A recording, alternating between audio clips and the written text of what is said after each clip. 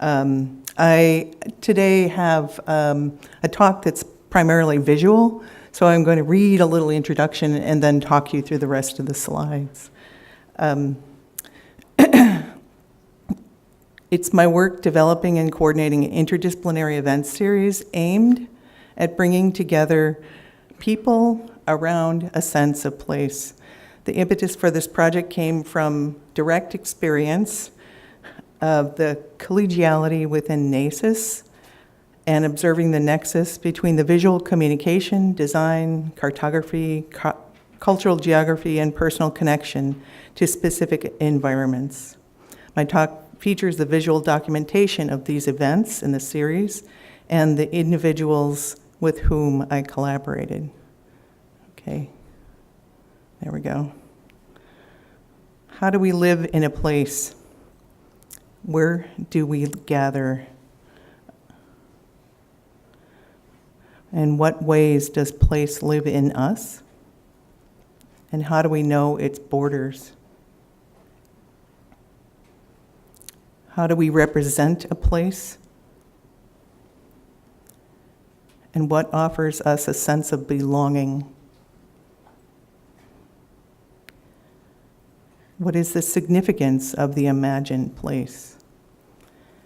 There's a lot of my talks and the events that I'm going to talk about touch on individual talks that I've witnessed and been privileged to hear this time at NACIS 2017. This is a collaboration space that has just been up and running for a couple of years now in my community of Stevens Point, Wisconsin. I'll introduce myself. I am Diana Hoover, and I teach graphic design at the University of Wisconsin Stevens Point. I never thought I would live in Stevens Point because it's in the middle of the Middle West in the U.S., and I've lived in bigger cities, and I thought, ooh, would I really, really love it there? And actually, I've been teaching there now 15 years. I love it there. So these questions that I just posed are some of the questions that fueled the conversations that ended up being the basis for this event series, and we called it Expressions of Place. COFAC Creates stands for the College of Fine Arts and Communication, one of 5 colleges at the university that I work at. There were 12 separate events, 10 of them actually happened. 28 key collaborators, and 10 people of those 28 played key roles. I called 4 very large meetings, countless small meetings, and worked with, whoops, went too far, 4 support staff and 3 student interns. Our goals were to create events that bridge disciplines in the fine arts, the sciences, appeal to community members as well as academics, and explore the ideas of mapping, culture, identity, and place. Okay, so now I'm going to talk. Hopefully, this will stay on screen. The first event, I'll do it this way so I can see it. The first event was more than a performance. It was a 3-week winter term course. Art and design students, geography and geology students, as well as students studying English and web design. I had the privilege of working with Dr. Keith Rice, who's a past president of NACIS, who's the director of the GIS Center at the University of Wisconsin-Stevens Point. We taught the students to explore the sense of place, cognitive mapping, turf mapping, Bertin's principles, and all of that. I love some of these maps that they were able to draw from their youth. I think these turned out better than they even thought, those who couldn't draw. The sensibilities that they brought to them, even especially like this one, the multiple perspectives used. We taught them about typography, talking about design and hierarchy and information, introduced them to Edward Tufte. We had the privilege of working with Christine Keller, who taught them how to create story maps. And a number of them went on, they actually had to work in teams and choose a topic and do research and then make a story map. And that was within about a week learning that. It was fun. Here's an example of one of them, or at least a screenshot of one of them. The centerpiece for this series, oh wait, does somebody have numbers? Are you gonna? Yes, I'll give you numbers. Okay. I just realized I was going long. The centerpiece for the series was a gallery exhibition, 15 historical maps of Stevens Point, 12 printmaking students who created works about place, and 7 regional artists. It was called Terrain, Territories, Dreams of Place. This is the postcard that promoted the show, and it was designed by the curator, and the curator of this exhibition was my colleague Matthew Groshek, who's a professor of graphic design and also the curator of exhibition at Museum of Natural History at our university. Here's a image of the map alcove. He worked along with Taylor Esom and Sarah Scripps from the Department of Geography and their students to curate these maps, an overview of the historical overview of Stevens Point. In this exhibition, along the back wall was a piece by Jerry Gretzinger, and the wall is pretty huge. Here's close-up of some of these panels. The panels are 8 by 10 inches. He has, since the inception of this project, which was in 1963, he's made over 3,200 of them. Here's a different view of some of them. He creates these panels in a way that is known only to him, and it's governed by a set of rules, including chants, and they do not stay static. He continues to develop them. It is, here's a better view, this is Jerry. It is a place, a fictitious place that he's created this map of, and it's called Ukrainia. I'm not sure if this is gonna work. Nope. Anyway, that's okay, we're running late. So Jerry Gretzinger is from Michigan, actually, and it's very interesting. It's called Jerry's Map. If you just Google that, you can find it. Fascinating piece. Another of the artists that was in this exhibition was Carol Emmons. She made this viewer by hand. She disassembled and learned how to make one of the actual viewers, so she made this one out of wood. This is what it looked into the gallery across the I don't know if you can see it here. This is one side of the balcony, and this is the gallery back here. And so this was aimed through the window at the other part of her piece. And what Carol was interested in, and still is about how our view constructs a sense of place and what we look at.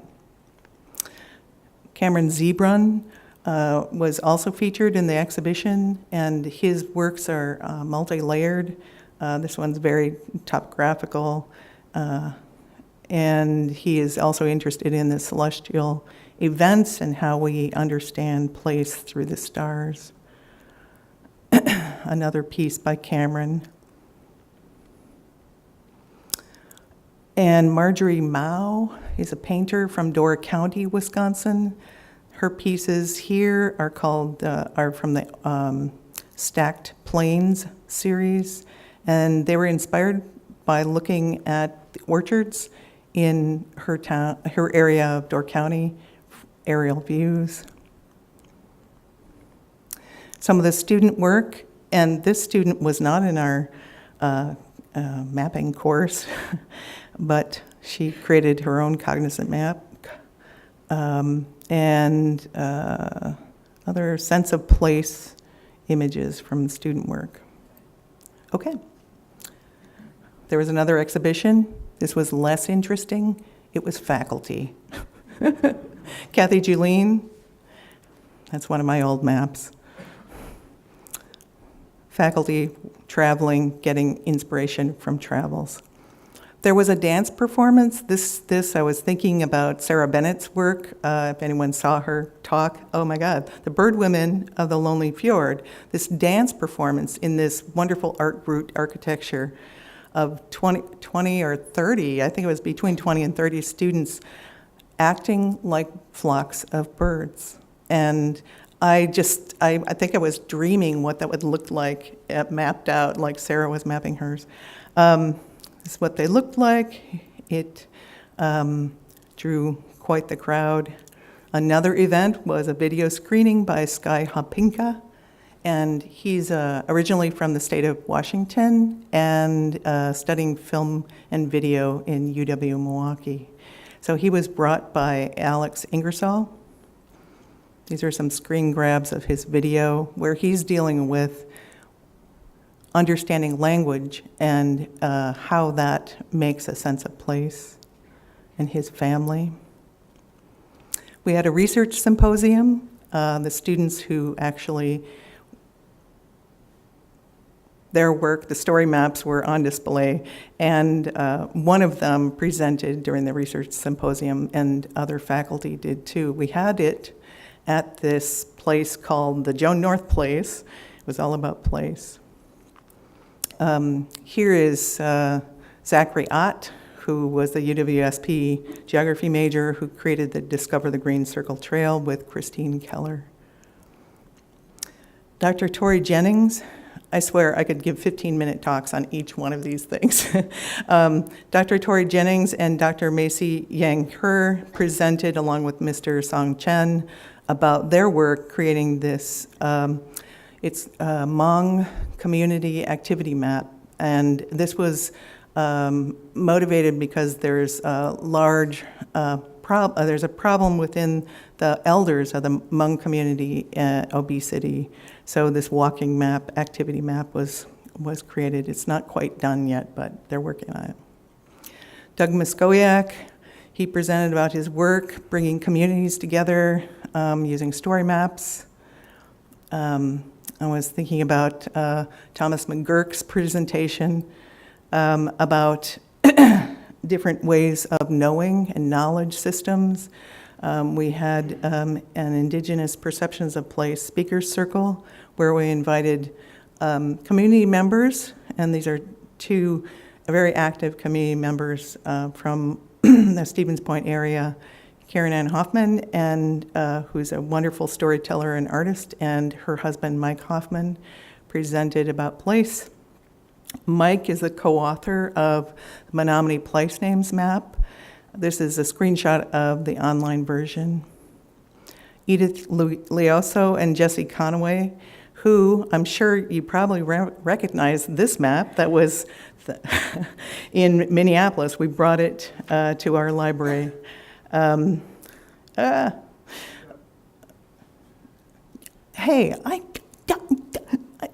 Ray Reeser. He is the director of Museum of Natural History, archaeologist and paleoanthropologist who talked about his work with the Australian Aboriginals, protecting their sacred land. Rob Nuri, caretaker of the Man Mound, the last man mound existing in the area in Sauk County. And we had a labyrinth walk, one of my colleagues who leads those and directs and designs and installs labyrinths. And finally, we had a closing celebration. And this This is one of the takeaways is here. We celebrated. There was not enough, I'd say, promotion of this event. It was poorly attended, but it was a joyous event anyway. But the takeaway is really about this. Here's Keith, and here's the map that he made, or here's a representation of the map that he made for our community memory map. This was going to bridge this university and the community. And one of the proposed sites that we were going to put it at, 800 megabytes. We spent a lot of time making this happen. We sent it away to a place in New York, and this is what came back to us. Very un-high quality printing. These things, I don't know if you can see them here, they're supposed to be street names. Oh, bad, really bad quality. We could not use it. We were very sad. But the good thing is I have talked with Sarah Brish, who's the executive director of the Stevens Point Area Convention and Visitors Bureau, and she's going to help us produce the map this next time. Okay, and here's the cartographer, the story map maker, and the designer who walked into a bar. And thank you very much.